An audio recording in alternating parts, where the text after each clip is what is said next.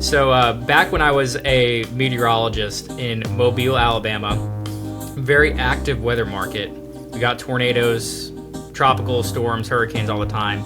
I was in the middle of 2-hour-long coverage of a tornado warning. Multiple tornado warnings issued. I'm on the morning show.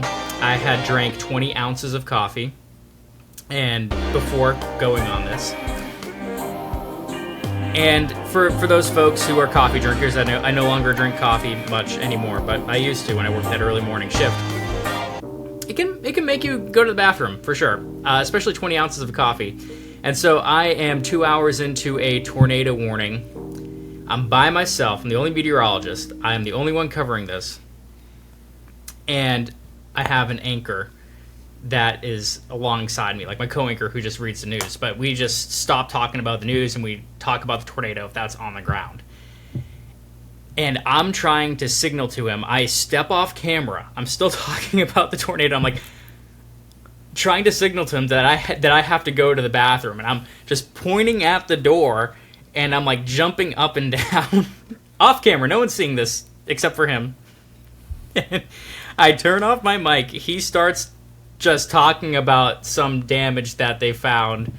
I run to the bathroom and take like a minute or two.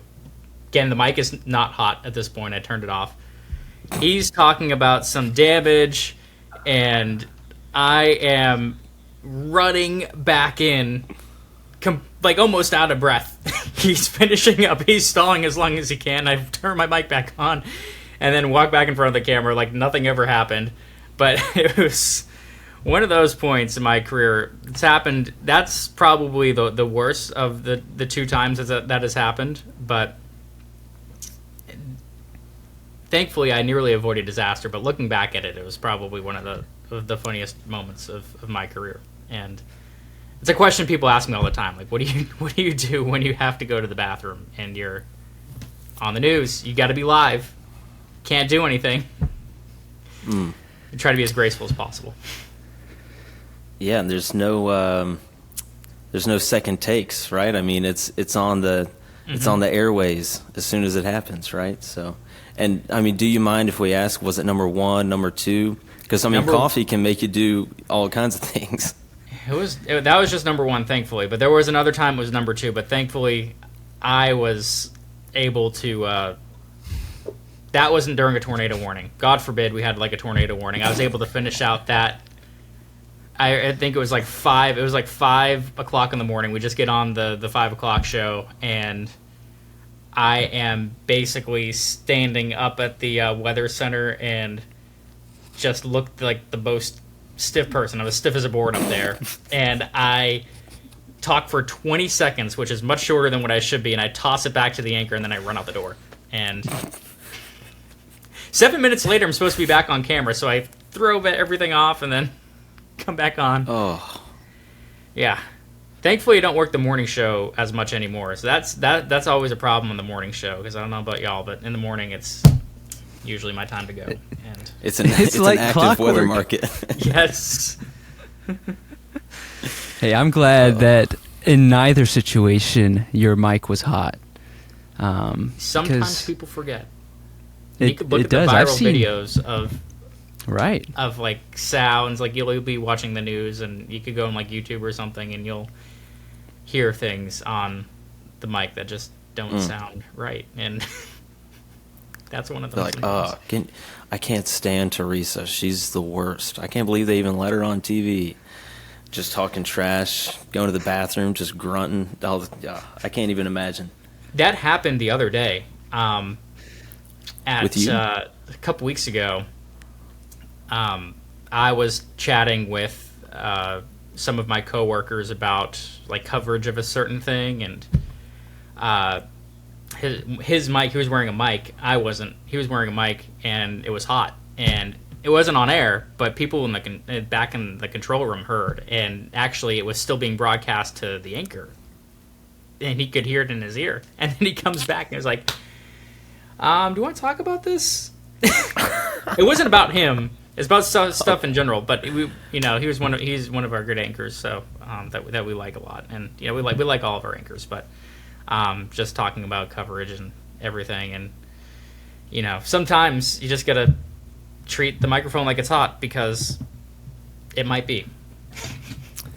It's like a gun. Treat it like it's loaded. You Exactly. never know when it actually is. Mm-hmm. Man. So, Hey, well, folks, I have a question. yeah. Oh. Well, I think Brett was about to ask it, but who in the world are you, and how did you even get here? Who in the world am I? So my name is Kyle Hanson. I'm a meteorologist in Tampa for Bay News 9. We basically cover the whole west coast of Florida, or the central west coast of Florida. And I've been around the country. I've been in Alabama previously, in Mobile, Pensacola, Florida market, so kind of up around the Panhandle, South Alabama, Southeast Mississippi. I was in that market before here. Got a lot of weather experience there, much more than here.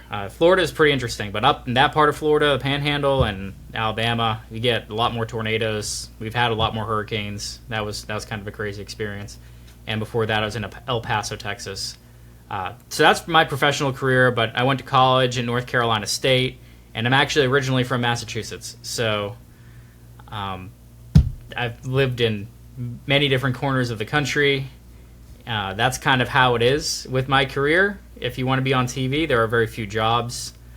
Even if I want to stay in Florida, if I wanted a different job, which I'm very happy where I am right now, and I don't think that I would be moving. But in the state of Florida, there are just a handful of jobs, and so if you want to be on TV, and that's generally how the industry is. You just kind of have to go where the money is, but and not just the money, but the job. Of course, the job leads to the money, and that's how I ended up pretty much where I am today.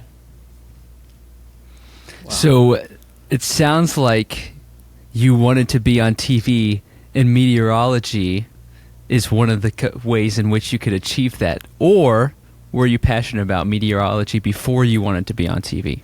Oh, so yeah, it was a second. It was a latter. I was passionate about meteorology when I was a kid.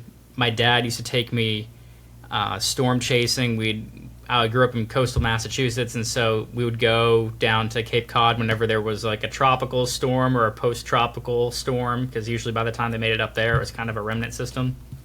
And I think when we were 2, there was like a no-name storm. When I was 2, I have a twin sister.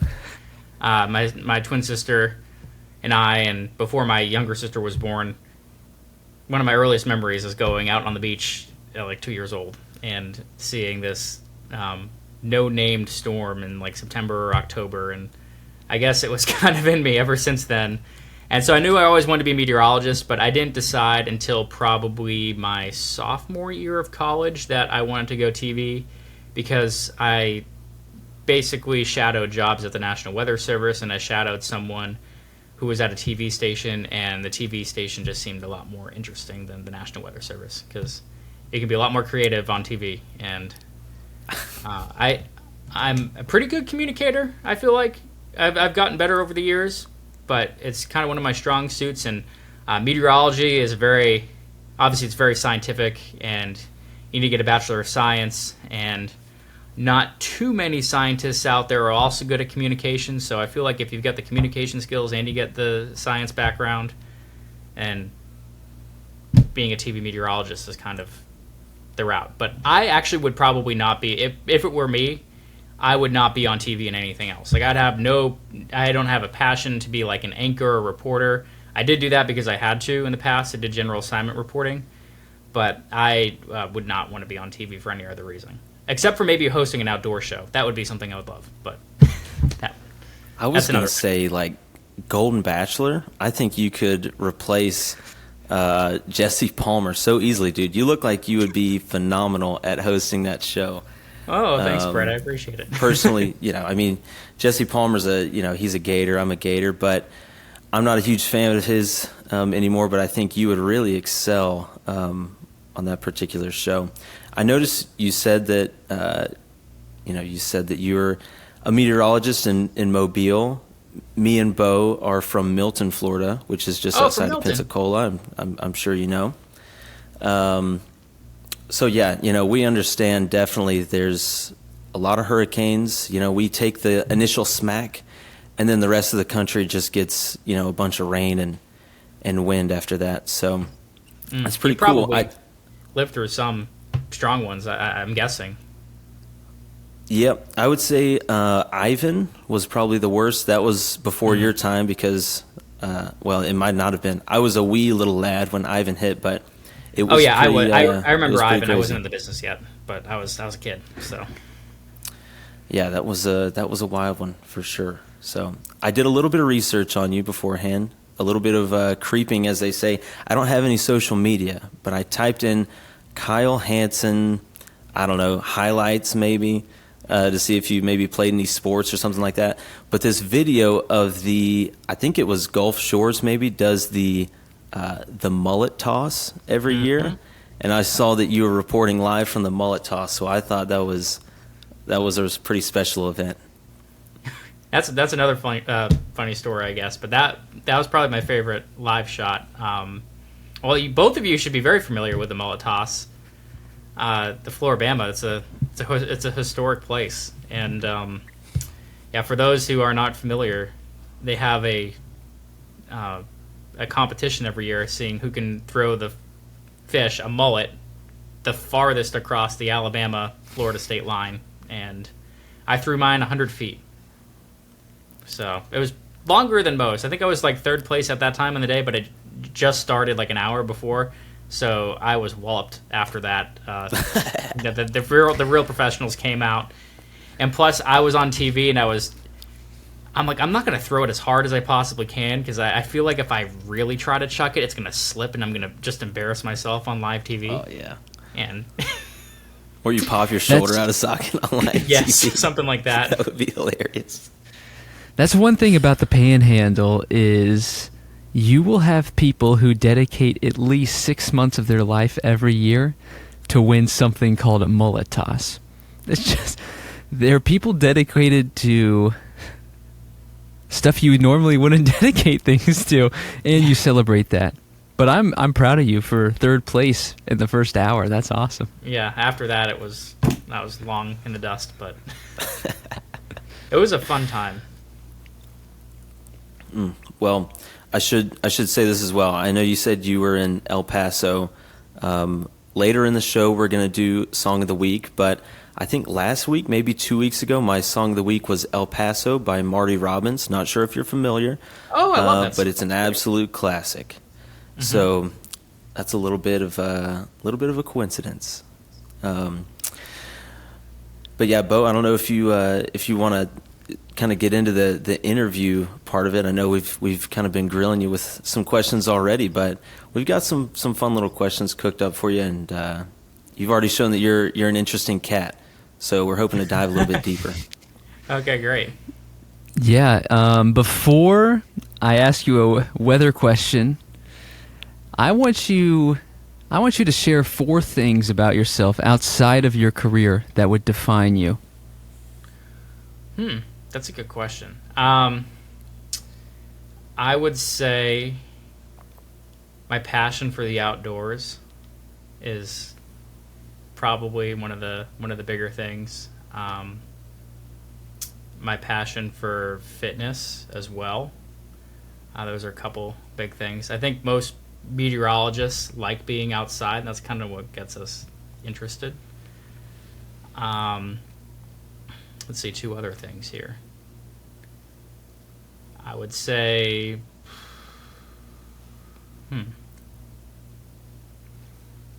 Look, I'm not going to force you to put 2 more on the board. 2 more. I love outdoors and fitness.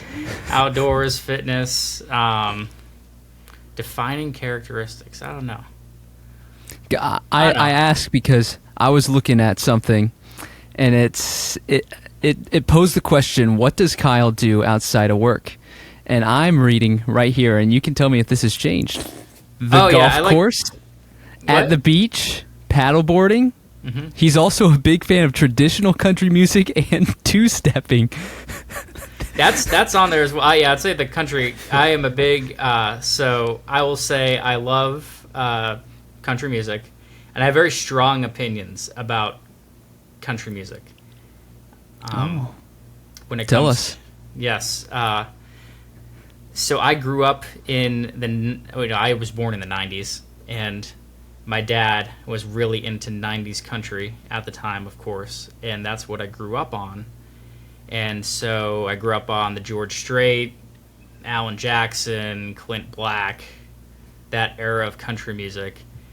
And I, listened to that through my childhood. And then about the time we made it to like the 2010s, it was a very big switch in country that had been coming for probably a few years over to what I would basically describe as countrified pop. And while I do have some guilty pleasure songs, don't get me wrong, there might be a Luke Bryan song out there that I would enjoy. I think that was ultimately the downfall of country music for me. And anyway, when I was in Texas, I got really into two-stepping and into Texas country as well, which I discovered in 2017, I guess, when I moved out there for my first job, that, there are still people making traditional country music. They're just not on the radio anywhere else in the country, but they are in Texas. So this is great. But yeah, so I'd say, my outdoors, fitness, my passion for music in general, but specifically country, is probably. So you're not pursuing Jelly Roll or anything. I believe he's a country artist. Yeah, no, I'm not really into Jelly Roll. I don't know. I don't know what y'all believe about that. I know you grew up in the Panhandle, and Bo, you lived in Fort Worth, so you might be familiar with. I'm gonna disappoint. I disappoint everybody. That's just a defining trait of mine. But I do not listen to country music at all, and so I celebrate your opinion. Kyle, I would say that our views on country music are probably very close to exactly symmetrical. I think the first time that me and my wife went over to Andy and Karina's house, Karina is your sister. Yep. There was some Stapleton going on in the background, some like you mentioned, George Strait, some Alan Jackson.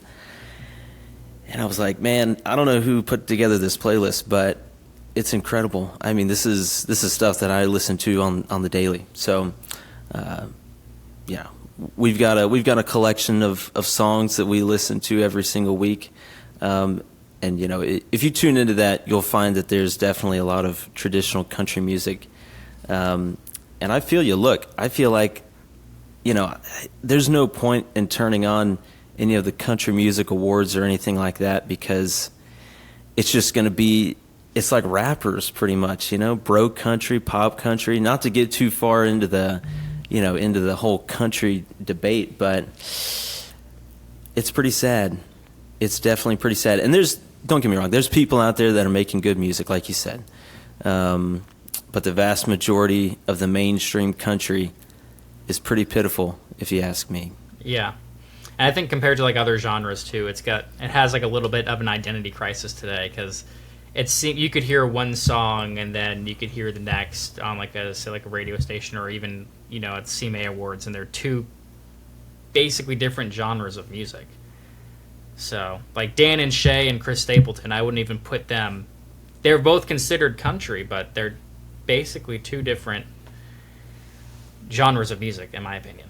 So yeah. I agree wholeheartedly, 1,000%. Bo's just watching this conversation go on. He's like, I can't be a part of it, unfortunately, but that's the way the world turns, I guess. Yeah, we can move on to something else. I celebrate it. One of the questions I had, Kyle,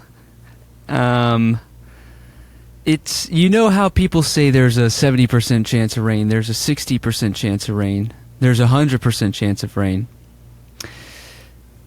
And no one really knows what that means. People think it's a 100% chance of rain, as in it will rain.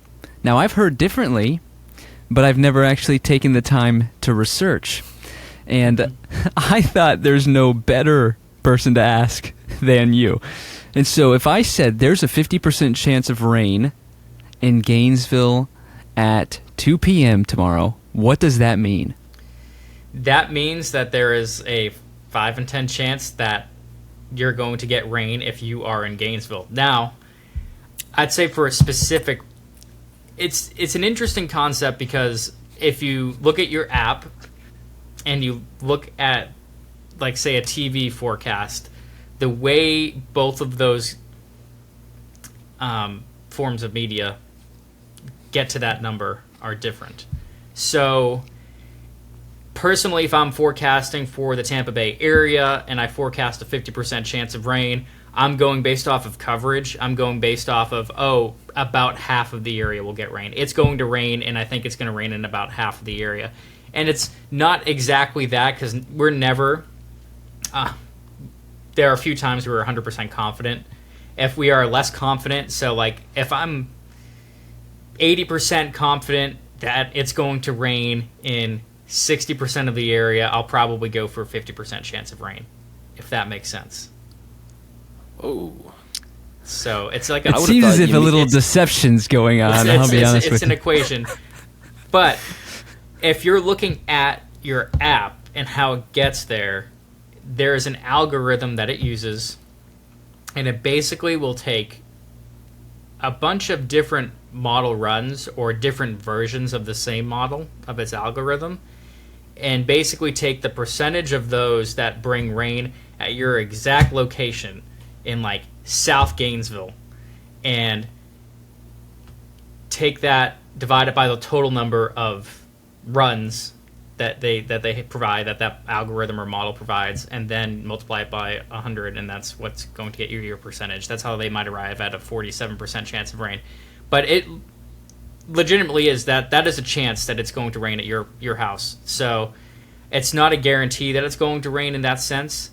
It's just a 5 in 10 chance of rain. So if there's a 50% chance of rain in Gainesville, probably what that day is going to look like is it could rain in Gainesville, or it could just miss Gainesville, and it might rain somewhere else in Alachua County. I believe that's a county that Gainesville's in.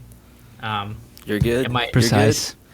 Yeah, it might rain like some other part of the county, but maybe not in the city of Gainesville, but it'll be very close. So if there's a 50% chance of rain, it's probably going to be raining in the general vicinity, but it's a 50% chance that it'll hit your spot.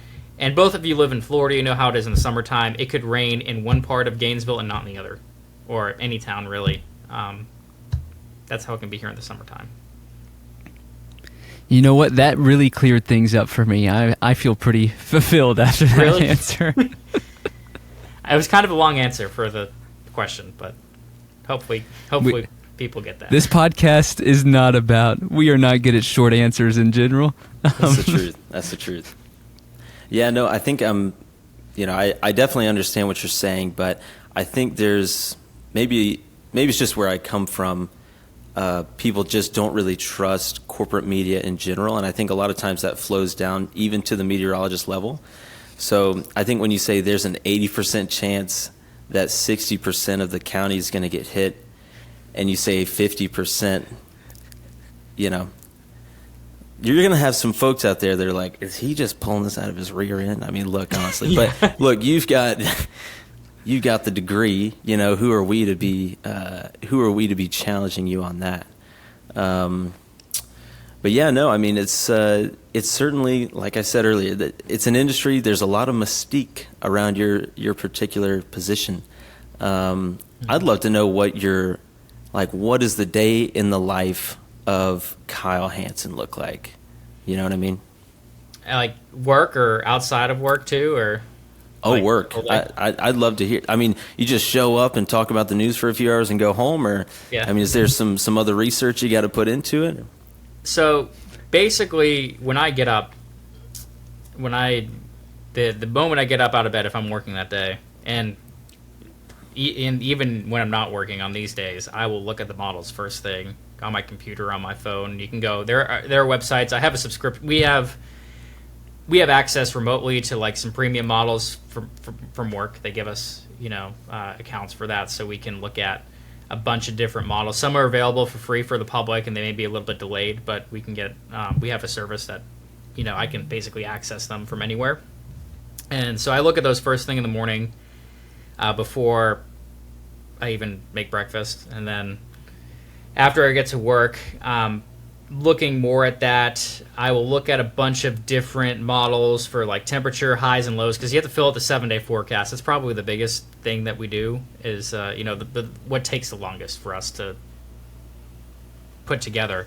A lot of people don't know this, but we do basically put in all those numbers. Can you be a lazy meteorologist and have the computer do it for you? You can. And I've seen other meteorologists on air kind of go with the computer-generated forecast. Maybe not for the whole forecast. Sometimes, yes. That's just kind of laziness, but usually and you can tell? You can tell because it's not the best, output. Dang. And care to name any names? Put anybody on blast right now in the industry? we are not going to do that. Could have I just heard been Jim that Cantor they was had a actually rough doing morning that. and they were late into work, or so there are ways that you can show basically a computer generated forecast on air. We have the ability in our graphics to do that, but we take pride in, at least where I work, of actually going in and putting together a human tailored forecast. And so I basically go and arrive at what I'm going for, my 7-day highs and lows, fill that out, cloud coverage, rain chances, all that. We do have a fancy new model that came in, or it's kind of like actually not one model. It blends all the models together, and that's something that you can look at. So basically, it's this thing. It's with the National Weather Service. It's not exactly their forecast, but they have a product that basically takes all into effect all the models and can blend the numbers. And I think that's something that we found that's good for long-term forecasting, like beyond 4 days, but within a few days.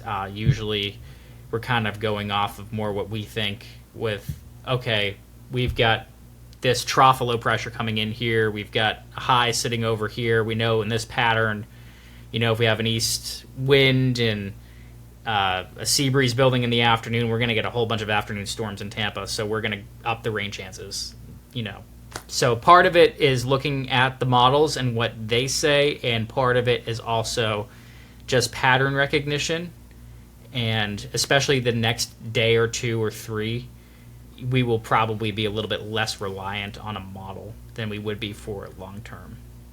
Because back in the day, back in like the 1930s and 40s, they had no models to really forecast. They just went off of, these are the observations right now.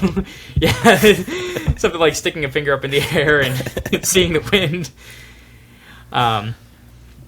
But that's part of it. And then another part that takes up a lot of my time is actually building the graphics. I can go in and I can draw cold fronts.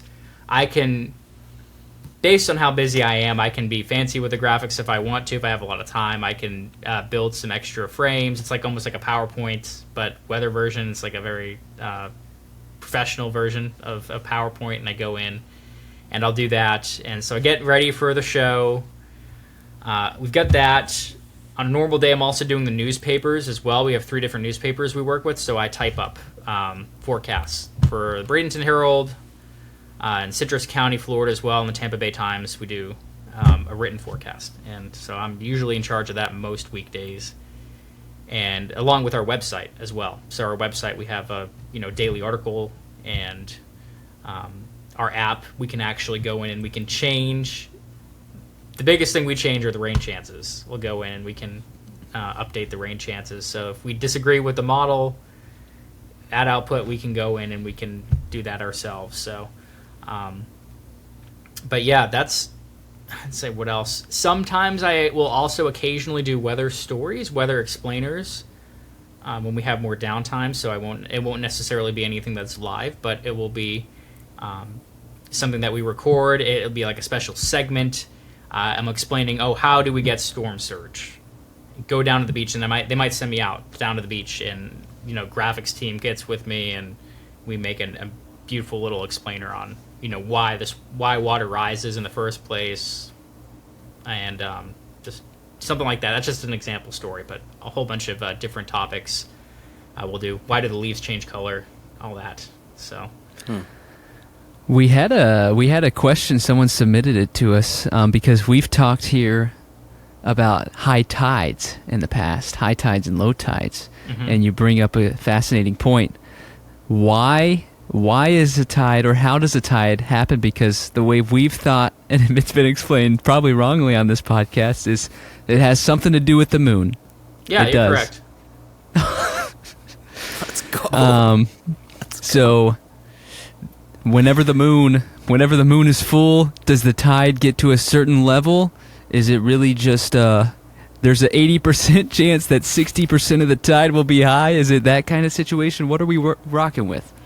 It has to do with the gravitational pull, basically, of the moon that can actually almost draw the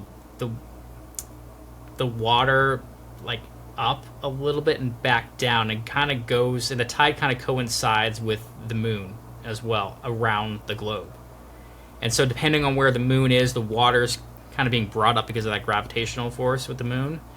And when you get that supermoon, the reason why we have such a big tide during the supermoon is because the moon is actually physically closer to the Earth, and so the gravitational force of the moon is going to be a lot higher than what it would be if it were farther away. So we have tides that are super high tides, are actually very minimal tide variations. The minimal ones are when the moon's actually kind of farther away from the Earth. But when you get the supermoon really close to the Earth, and that's why that moon is like really, really big on those full moon days, that's why you have super big tides. And in fact, we had one recently, I noticed here in Florida in the past. You may have noticed in the past couple weeks, I forget which day it was, but we did have one of those higher tides because the moon was actually a little bit closer than usual to the Earth. So that's what, yeah, you got it right. It's all about the moon.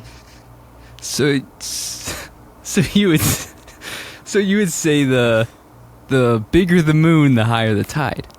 Yeah, pretty much. You could say that. If you saw, I think that explains a lot of why when Brett's at the beach, it's always a high tide. Sorry, I've been holding that one in ever since you said it was a big moons. Really fell flat there for you. That's funny. Oh goodness. Yeah, that's powerful information. You also said something else that was interesting as you were explaining it, as you talked about the Earth as a globe. And I know many meteorologists really struggle. I'm certain you interface with this as to whether or not the Earth is round or flat. But if you claim it's a globe, I'd assume you're saying it's round. Would you subscribe to that? It is round. The planet is round. The weather would not work the way it does if the planet wasn't round. Basically, everything, the basis of meteorology is off of a round planet. And it would never, none of our equations and algorithms would work in a flat plane, basically. That's why hurricanes can't cross the. That's why hurricanes can't cross the equator. Is that true? Yes. Or is it because they'd fall off? No. I guess because we're a globe, and the Earth rotates on its axis, and you have the Coriolis force. Do either of you have like a scientific background, or? It's got that 23-degree angle, right? Is it 23? Yeah, on the solstices. Yeah, the axis. Yeah. Well, yeah, we have that facing toward and away the sun. Yeah, the Earth always has an axis, but obviously, when you get the seasons, summer and winter, we're going to be facing away 23 degrees from the equator, and then or away from the sun, I should say, and then toward the sun in the summertime, 23 degrees. And you still have an axis, of course, spring and fall, but the Earth's tilted, but it's not favoring either side of the equator. But anyway, the reason why hurricanes never cross the equator basically is because the Coriolis force is different in both hemispheres because of the way the Earth spins. It goes to the right in the northern hemisphere and to the left in the southern hemisphere. And so hurricanes, you'll notice they'll spin counterclockwise in the northern hemisphere.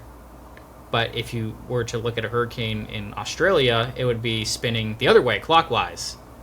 And it can't cross the equator because basically the hurricane would stop spinning. And it would just fall apart. Wow. Because the Coriolis force changes. So That's a fascinating perspective. I don't know if you've convinced me, but are you a flat earther, Bo? I like the mental exercise of flat earthing. I think a round Earth creates great business opportunities. I mean, it keeps people employed, but it could easily be a social construct. Another way to prove that the Earth is round. There are two more things actually. Oh yeah, let's hear. You can get two more things to prove that the Earth is round. If you ever look at if you're out, you live in Florida. If you ever go to the beach and you look out the ocean or the Gulf of Mexico, depending on what side you're on, you can see the ships in the distance will all of a sudden disappear from the horizon after a certain distance, and that's because it's going over the curve of the Earth. And so you would be able to see that ship with, maybe not with the naked eye forever, but with if the Earth were flat, you'd be able to get out a very powerful scope or a telescope, and you'd be able to see that ship basically forever if the Earth was flat. But you know that that's not the case. You can't do that. And the other thing is we have a radar. So our TV station has a radar beam, and we send it out in a flat line. But we send it out in a straight line. But by the time it is, the tower itself is about 150 feet tall. By the time that line is about, I'd say, 100 miles away from the radar, it's like 8,000 feet in the sky, that beam, because the Earth is curving down, and the beam is going up relative to the land because it's a straight shot. So it seems like you're passionate about the Earth being round. I am. I've got also another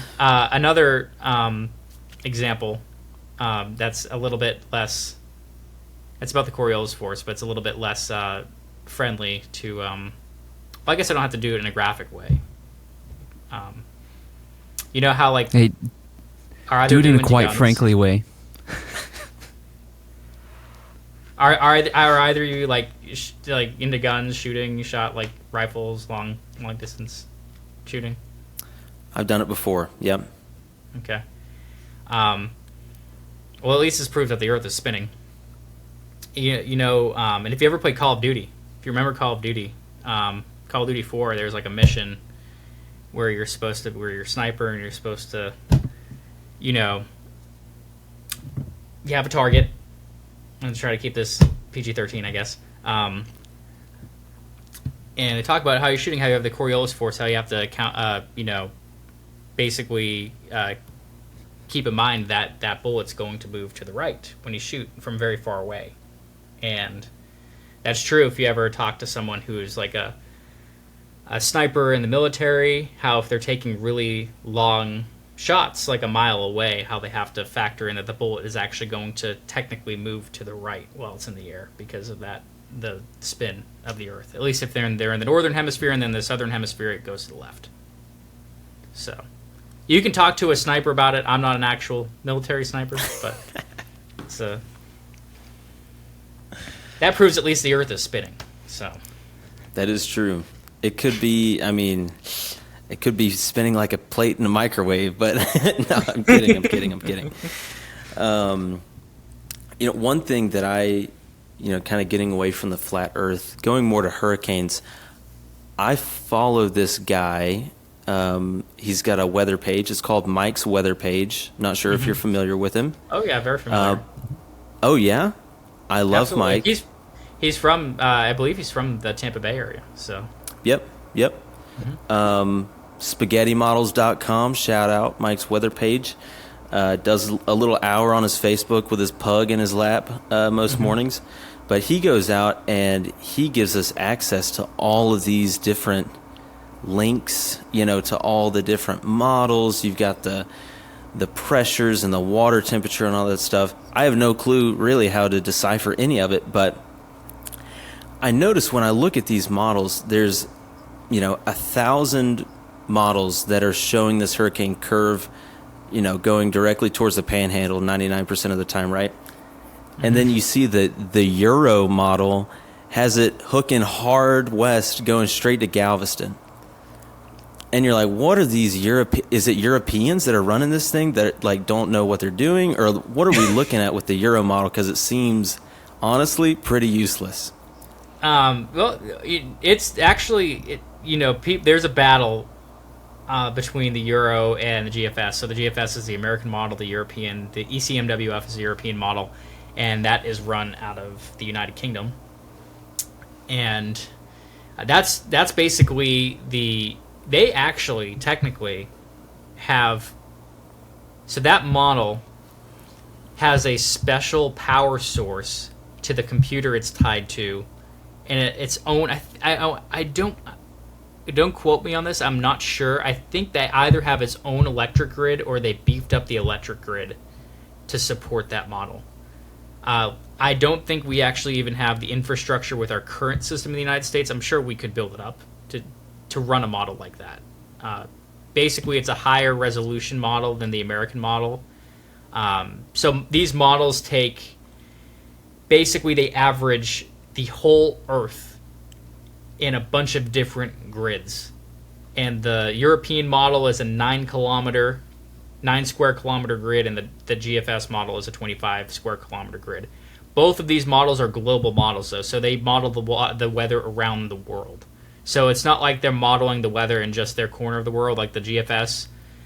You can use that model to forecast for Japan or for Europe if you want to, and you can use the European model to forecast for Canada or for Mexico or really anywhere in the Earth. They take basically into account what is going on globally, because in order to forecast weather accurately, or somewhat accurately at least, you've got to model the entire Earth, especially if you're wanting to forecast more than just 48, 72 hours out, because there are a low pressure system that's going through Russia, a big trough that's going through Russia could impact the weather in America in a week.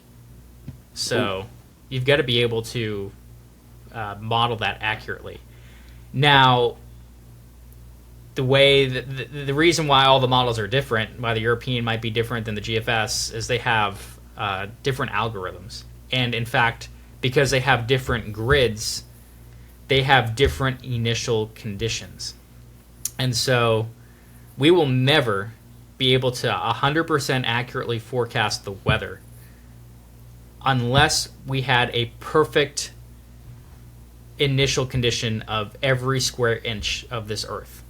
Like, we knew that the temperature right outside my window was 82 degrees, and then my neighbor's house was 83. We can't model that, though. We don't have the ability to, and we probably never will have the ability to do that. So the reason why there's such a difference between like the Euro and the GFS, and I'll say no one is really better than the other. Sometimes they go on streaks. Like, I will favor a model if it's being more consistent and is like historically. If it's done a better job in the last few days, I'll favor that over the other. But you can't ignore the other ones. But basically, the reason why they'll have their differences is because they have different initial conditions. And so it's basically like, how would I put this? It's basically like saying, I'll put this in a real life perspective. So let's say you left your house at a certain time and you get into a car crash, right? But if you had left 2 minutes later, not that big of a difference in the grand scheme of things in that immediate time, you missed that car crash. That's kind of the same case with weather models. If you inaccurately model the atmosphere by even a little bit at the initial condition, at the initial starting point, it can lead to a huge error down the line. And so that is a big thing that you need to basically identify as a meteorologist is, oh, this model is not initializing properly. It doesn't have the position of the low or of the hurricane. And if they have it in the wrong spot, I'd throw that model out. And that's why people complain about, certain apps, because they're not programmed to throw out those models. They're programmed to just do the same thing every day and hope for the best. But the reason why I think meteorologists are still needed in this day and age is they need to recognize that the model is failing. Now, there are trial runs with AI running these models, or kind of interpreting these models, and so far they're not going well. So I'm happy for that for my job. But that may come down the line in the future. Sorry, that was long, but does that make sense? Oh, it makes sense for sure. I'm very surprised that the UK has a stronger modeling system than we do. I don't know what kind of storms they get hit with, but I feel like they don't really get hit by hurricanes that much. But it sounds like they need a dang infinity stone to boost their grid. Sounds like we need to really kind of up our game a little bit. But once again, like I said, a lot of times I look at these models and the Euro is just acting a little squirrely. So I like to go with the vast majority. Yeah, just because they have a little bit more power doesn't mean it's necessarily better in every scenario. So you can be right in that statement, saying the Euro can be kind of off. But both of the models, the European and the American model, have their biases, for sure. And you just got to be able to recognize. I imagine these meteorologists in London just, they're tracking this hurricane that's going through the Caribbean. They're like, "Oi, mate, let's go scare these people in Texas," or something like that, That's probably not the truth. Australian accent, not a UK accent. I know. I'm better at Australian, to be honest with you. You brought up an interesting philosophical point, Kyle. You said, just because they have more power, it doesn't mean they're right. Yeah. I think there's immense truth to that, even more than the Euro model. And that doesn't really lead me into my next question, though I just wanted to point that out, that was a brilliant quote. As I was touring, this is headquarters of CNN in Atlanta, Georgia, they shared with me a little interesting perspective about the meteorology that you see on the television. Not necessarily in the field meteorology, but a weather forecast behind the screen. This is Kelly Foster with WEAR 3 News, and here's your weather forecast for this week, like you were talking about 7 days. Is it true? Now, this was years ago, but it may have changed. But is it true? It's just a green screen, so the graphics you're creating are they're put on a green screen, and you can't actually see where your hands are, or you can't actually see where you're pointing to. You're looking into a mirror type thing, and you're kind of just general direction. This is what is going on. Is this true, or has it changed? There are some. Not all studios are like that. We do have. It's called a chroma key. That's the professional term for it. And basically, it's a green screen behind you. We're able to know where to point, though, because we have monitors that are showing our graphics on the side. So when we are looking like sideways to the, from the camera, it looks like we're looking back at the wall. We're actually kind of looking more towards the side of the wall where there's a monitor that shows us on the camera and what the graphics would look like behind us. And that's how we know where to point. And that is something that takes a lot of practice, many months, if not years, to really master, because I started in college and I probably wasn't really comfortable until halfway into my first year of my professional career. But yes, we got that, and then there are some monitors that actually show. We do have a couple monitors at where I work that actually do show what's behind you, so that's nice. It's different. I actually prefer the chroma key though, but they like to have the big monitors look cool. So, though, and it's not that hard to learn because they're actually behind you. And you just look back and you can point at it, and that's it there. So, yeah. That makes sense. So maybe CNN was behind the times with their meteorology. Maybe they need Bay Area 9 to come in and do a little rehaul of their studio. Yeah, we just got a brand new studio, and it's really nice. So that's one thing I will say. They just invested a lot of money. So maybe, I don't know when you went to CNN, but they may have updated it since then. But it was only like 12 years ago or so I doubt they've updated. 12 years ago. Yeah, a lot's changed.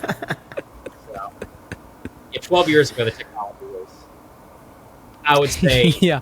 green screen chroma key was probably it for the most part at that point in time.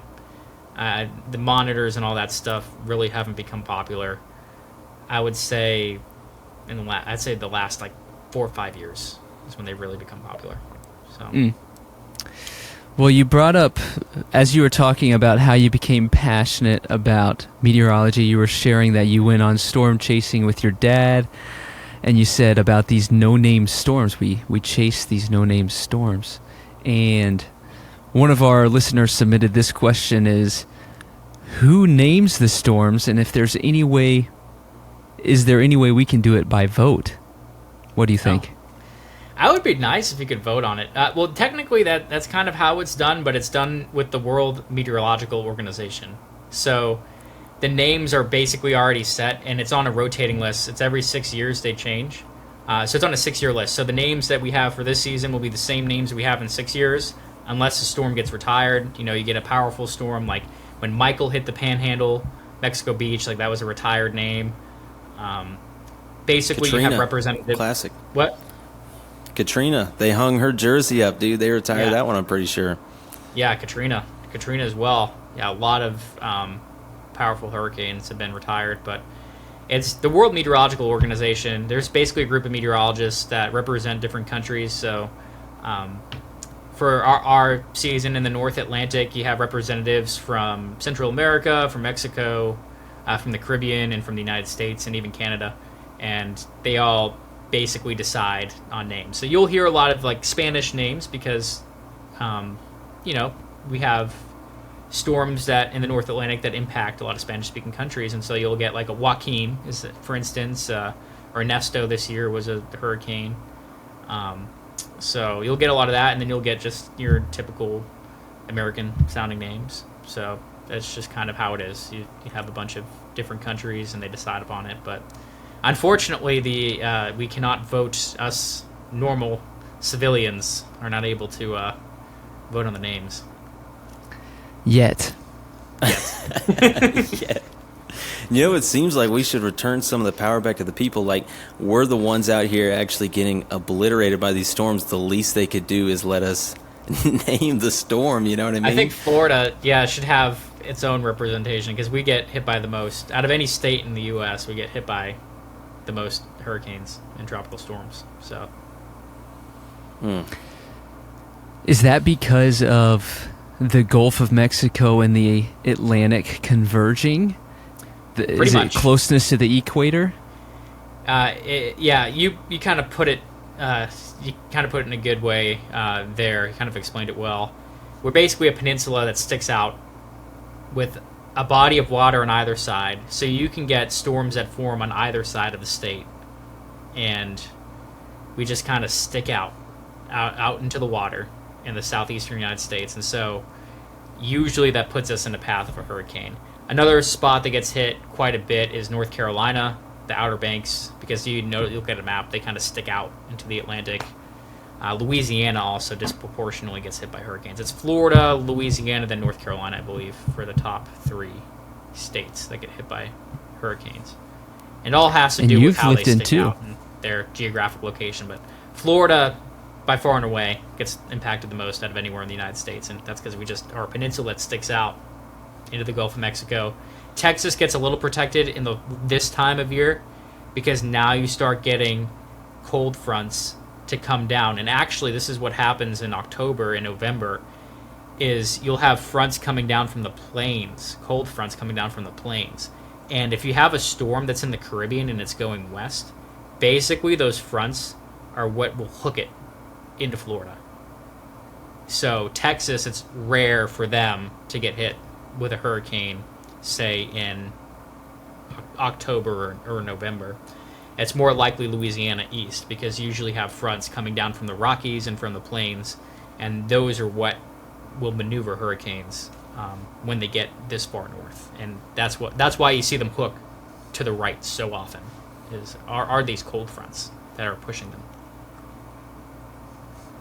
Yeah, I always wondered, because, like you said, it seems like it's on a sure path, to the Yucatan or to Texas or something, and then it's like a professional bowler came along and put some spin on it, and it just hooks right back into the state of Florida. So they're lucky. The Texans, they're lucky. Sometimes not.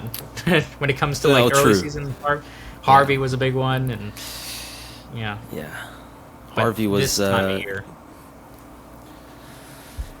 Harvey was rough. Houston, a lot of rain, a lot of flooding in that one. But look, it's a hurricane. That's what it does. But I don't know if you've heard of this story. There was basically this tech mogul billionaire, and he had a yacht off of the coast of Italy. And his boat was sunk by a water spout. Did you hear about this? This was like a month ago. Okay. Let me set the stage for you, okay? This billionaire, right? He's got all these businesses and everything else. He's in court for several months for a fraud case. He ends up, he gets off, they drop the charges, whatever it is, found not guilty. And he says, look, I'm going to go out on my yacht with my lawyers that help me out. I'm going to go with some of the key witnesses, my right-hand man, my partner in business, and my daughter, okay?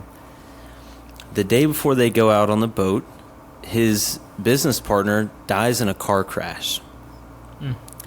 Then they go out. This sounds like I'm setting up a really bad joke, but it's all true. Oh. Then he goes out with his lawyers, the witnesses, and his daughter on his super yacht.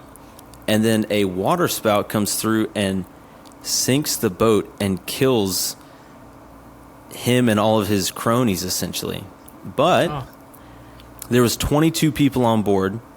There were 17 crew members, and there were 5 people that were him and 4 of his associates. The 5 people, him and his associates, were the only people that died on the boat. And the rest of his crew all survived. And it's when you couple it with the car crash, it's very, very specific. And, it begs the question, is there any chance that governments, foreign governments, or billionaires of any sort could create, control, maneuver storms, hurricanes, waterspouts, anything like that? Because it seems very targeted. It seems very specific. You know what I mean? Well, that's an interesting question. You do have instances of governments doing cloud seeding, but at that point, you can't. It's kind of like fire, It's kind of like putting gasoline on a fire. Maybe not quite that drastic. A cloud seeding, basically, you're putting different condensation nuclei into the atmosphere. Some sulfates, something like that. Basically, condensation nuclei, anything that water droplets can condense onto and form a raindrop. And so that's cloud seeding. You have desert cities and areas. Even in the United States, we did something, I think, out in West Texas and the Southwest with cloud seeding, just to boost up the rainfall in some areas. And it does, but you can't really control exactly where it ends up. And it probably, under ideal conditions, only increases rain about 10%. But other things like water spouts, tornadoes, hurricanes, that's Mother Nature, my friend. Could there be divine intervention with the weather? I think that's possible, for sure. but I guess only. But I don't think governments they're doing that. Okay. If God So is you- doing something, then that's up to God. But if governments increasing rainfall, it's about the most that I've heard of, and by like 10%, and you can't really control that. So, it's not, completely. Yeah, you can't really enhance the rainfall over a specific area, kind of like a general region, something like that. But that's probably the most I think I've heard of governments actually being able to control the weather. So. And look, I'm not like a conspiracy theorist or anything like that, but it's very suspicious. I think you should go research the story, honestly, because the boat manufacturer came out, he's like, I'm telling you, this boat is unsinkable. It really seems like somebody's got some sort of weather creator out there that spun this water spout up and sunk this thing. But look, maybe it's just a theory where, a group of people maybe conspired to do something, but I wouldn't maybe call it a total conspiracy theory. Some people say that Bush did Katrina, and I'm not exactly sold that he didn't. But that's just my personal opinion. Well, the thing is like when it comes to like hurricanes, I think a lot of people don't understand how powerful they are. I don't know the exact metric, but I want to say that the power of a hurricane is equal. The amount of energy released from a hurricane is about equivalent to an atomic bomb going off every few seconds, something like that. So people are like, why can't you just bomb a hurricane? And that's basically, if you put a nuclear bomb into a hurricane, that would be like me throwing a piece of popcorn at your head. It wouldn't do anything. Who's out there saying that we should drop an atomic bomb in a hurricane, bro? That's Some the people have craziest thing I've suggested ever heard. Yeah, Oh, do you gracious. think that's actually an interesting question because, like you said, hurricanes cause damage, and you're saying people want to find a solution to stop the hurricane Yes. rather than forecast. All right, here's what we need to do. Yeah. But you're saying it's impossible unless you had maybe 5 nuclear bombs. I don't know how many it would take. I don't know if either of you have seen the movie Twisters. Have you seen it? It's No. got the guy That's from the one with from Top Glenn Gun, right? Powell. Yeah. Yeah. He's in it, and I watched it as a meteorologist, and that's kind of the premise of the movie is not him, but like there's some other scientist that's trying to part of her research was finding a way to stop a tornado, and I was gonna say the premise of that movie is far fetched that you can't stop a tornado with what they were doing in the movie. So they were actually trying to cloud seed. I was talking about how some countries like Dubai, for instance, does some cloud seeding, and they people thought, that led to their city flooding out. I think it was several months ago, something like that. So that some people pointed the finger at the government, like, okay, you were seeding the clouds, you were trying to make it rain more, and now all of a sudden you have this catastrophic flood. Like, you're responsible. But that was mostly Mother Nature's. That was a weird setup meteorologically, and anyway, that is the premise of them trying to destroy tornadoes in the movie, and just again, the amount of rain that you'd be able to produce over the tornado would not be enough to stop it. So anyway, for any listeners right now that are familiar with the movie Twisters, because that was the premise of that movie, was to stop a tornado. A tornado is kind of similar. It's not as powerful as a hurricane, but in a similar vein, it takes a lot to stop such a thing. I remember we tried to stop Hurricane Irma. It was my freshman year of college, 2017, the fall. And there was this big Facebook group where everyone said, look, we all need to get our, fans, like box fans, and point them to the south. And there was, I kid you not, there was probably 2 million people that were members of that Facebook group, and they tried it. And look, I think it might have lessened the blow because Irma, I mean, it knocked down a few trees, but it wasn't too bad for the city of Gainesville. So yeah, it did go south. Can neither confirm nor deny if the box fans and the ceiling fans actually helped. But when people chip in, they can do incredible things. So maybe. That question was posed to me this week, actually, Kyle, I think this might answer it with your answer on the different hemispheres spinning different ways, but if everybody in America, the United States of America, pointed their fans in a certain direction, do you think it would have an impact?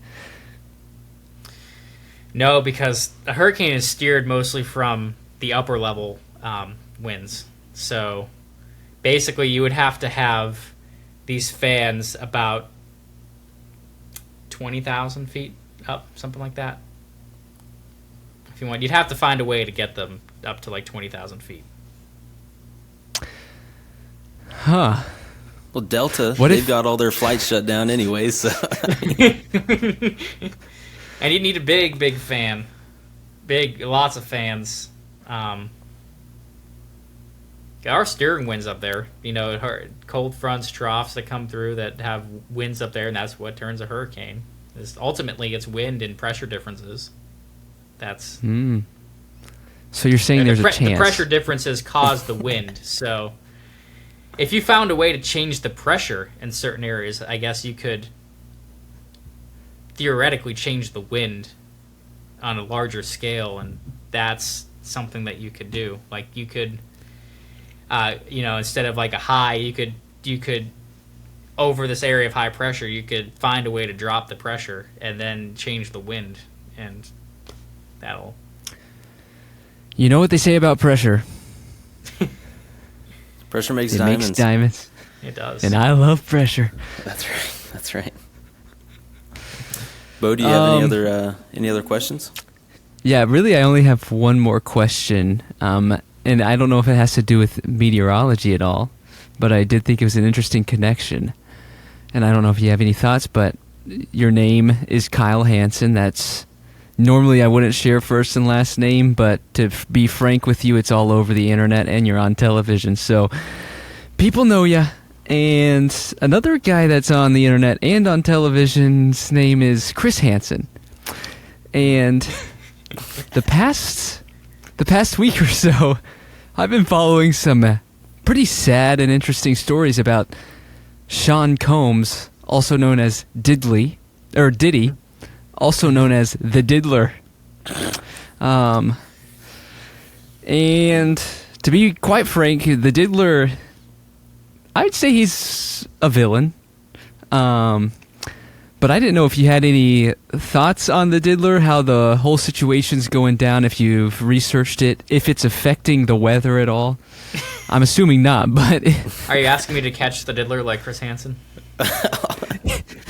If that's what it takes, man, we got to get him off the streets. But, yeah, no, it's a travesty, honestly. But a lot people would call me Chris Hansen. I don't know why. Just because he's on to Catch a Predator and an on-air personality, and I have the same last name, so that would be like some people would call me that, or mistakenly even call me that. I don't know why. But Freudian anyway, slip. yes, we have to capture him somehow. Well, I think we could say there's a 80% chance that 60% there's a chance that 50 of the catchers of the Diddler could catch them. Yeah, and to put it in meteorology terms. 50% chance. I think he's in jail now, right? Is that correct? I believe he's been detained and arrested. But you know who else is guilty that I've seen? Is Usher. Usher. I'm throwing this out there. This is what I've been researching. Usher brought along Justin Bieber into the fold. And Usher is the one who kind of brought and delivered Bieber to Diddy. And this woman on the internet, I forget her name, but she shared that Usher is just as guilty as Diddy. But she keeps calling him the Diddler. And I think that's a good name. It's a villain name. A lot of people have skeletons in the closet. We'll say that. And, especially, famous people, they can kind of get away with certain things, but hopefully for not much longer. True. Are you referring to someone that you interact with, maybe a guy named Jim Cantor, perhaps? No. Does he have some? I'm not making accusations in my business. Although, there have been, there are cases of, immoral behavior in my business, but it usually does not end up well in my business. If you're on TV, if you're especially in the TV news business, you're kind of held to a very high standard. A lot of people get DUIs. Some people have drug issues and other things. Get into bar fights. I've heard of all this stuff. I'm obviously not naming names, but some people. For most folks, if you get into a bar fight, you're probably not going to lose your job. But if you have a regular average Joe job. But if you're in my business, forget about it. I know people who've lost their jobs over that. But other famous people, I'm not really famous. I'm kind of, I'll be recognized at the grocery store once or twice a week, but that's pretty much You're on the rise, dude. You're growing. That's pretty much it. And look, so blink twice if Jim Cantor was in a bar fight and nobody else knows it except you. It's okay. You don't have to say it. Just blink twice. No, not that. No, Jim Cantor, as far as I know, he's good. So he was actually he's someone I watched a lot when I was a kid. So yeah, he's a fun guy to follow. And now listeners, we have a new fun guy to follow. So if you had to give any words of advice or any words of wisdom, or if you just want to promote yourself, what would you say? Words of wisdom. I don't know. I don't want to promote myself. I'm trying to be like you, Brett, and get off social media, but I can't for my job. So, but I won't promote my social media. I mean, you could probably find me if you want to. But words of wisdom. I guess I'm living my dream job right now. I have my dream job. Some people, you will never have a dream job. That's okay. That's fine. But if you can find something that you're passionate about and be able to make a living, like a solid living, go for it. Whether you're, in a career right now that maybe you don't like, and you're just getting through the days just so that you could pay the bills and get by. Find something that, you enjoy. I don't think it has to be something that you love doing because, my job, there are some days that might not be the best, but for the most part, I am lucky to have something that I'm very passionate about, and can continue doing and waking up every day and not having to dread to go to work. So I think that's like one of the best things about what I do. And I just, would tell people if you can find that passion, I know not everyone has that, but if you can find that and find a way to make a living doing it, then, that's what will bring you a lot of happiness in life, I think. I like to think I'm a happy person, and it's helped me out a lot. I think you've certainly proved it over the last hour and 14 minutes. And I would kind of piggyback on what you said there, and I don't want to put words in your mouth, but you've got to be where you want to be. I think you've got to work up to it. You know what I mean? You got the degree. You made a couple different spots. I mean, I can't imagine the weather scene in El Paso is terribly crazy. 0% chance of rain, 100 degrees every day. Not downplaying that at all, but I mean, you're in what you called a fantastic weather market now, but you had some stops along the way. So it seems like you did it the right way, and it seems like that's really a great model that a lot of people can look up to.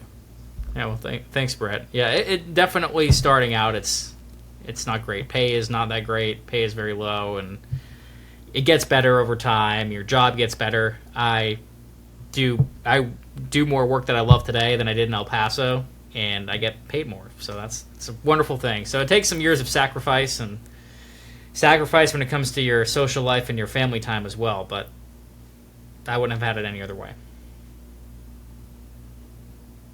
Well, that's fantastic. Bo, do you have anything else? No, man, I just appreciate your willingness to come on, share some of your perspective. You shared a lot about meteorology, which is exactly what we love, and you may have just shared the basics, but to us it was absolutely intellectual, and so we appreciate it. I feel more informed about rain chances. I feel more informed about whether governments can control weather and more. I appreciate it, Bo, and thanks for having me on. This has been fun. Yeah, we've had a blast. I know earlier in the episode we talked about it, but every week we go through and we kind of talk through some of the songs we've been jamming to all week. We add it to our Spotify playlist, the Song of the Week playlist. So Kyle, do you have anything that you've been just rocking out to this past week that we should know about? I'd say it's the classic I've been rocking out to, and this is like probably one of my go-to songs, like all time. I have probably 2 all-time songs. If I can I do 2 or? Yeah, do 2. Do 2. Do okay. 20 for all I care. One is Brandy, You're a Fine Girl by Looking Glass from the 70s.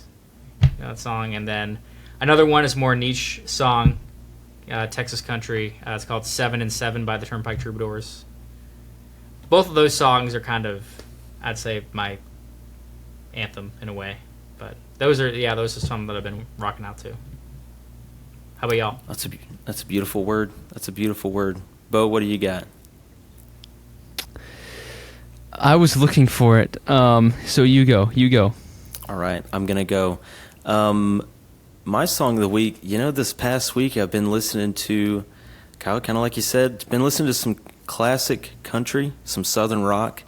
I would say my song of the week this week is, in honor of you, Kyle, I'm going to do Weatherman by Hank Williams Jr.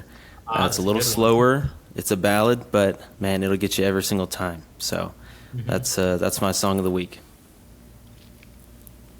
That's on my Dark and Stormy playlist. Oh. You'll have to share that with me.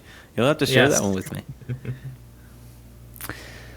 I'm going to go, it's called Water and Bone by Seven Hills, and it was quite inspiring because we're talking a lot about hurricanes. Hurricanes and rain, water and bone, very similar. Mm-hmm. That's pretty cool. Yeah. What's it about? I'm dying to know, honestly. Strangely, it doesn't have anything to do with hurricanes, but it does have to do with the Lord Jesus. And so we'll see what he has to do with water and bone. He uses water and he uses bones for his glory. I do know that for a fact. That's true. I'll give it a listen after this. Good. Hey, well, this has been absolutely incredible. And again, he's not going to self-promote, but if you live in the Tampa Bay area, just turn on Channel 9, I believe it is. Yep, so you're going to find him there, or run to him in the grocery store. I'll tell you that much. Give him a big old hug. Big old hug. I'm to our listeners, mind. Oh, this is good information. Everybody go hug Kyle. And that's kind of the mission of the Quite Frankly podcast, is not just hug Kyle, but hug everybody, because to be quite frank, we love you deeply and generously, and that's why we're going to see you in 7 days.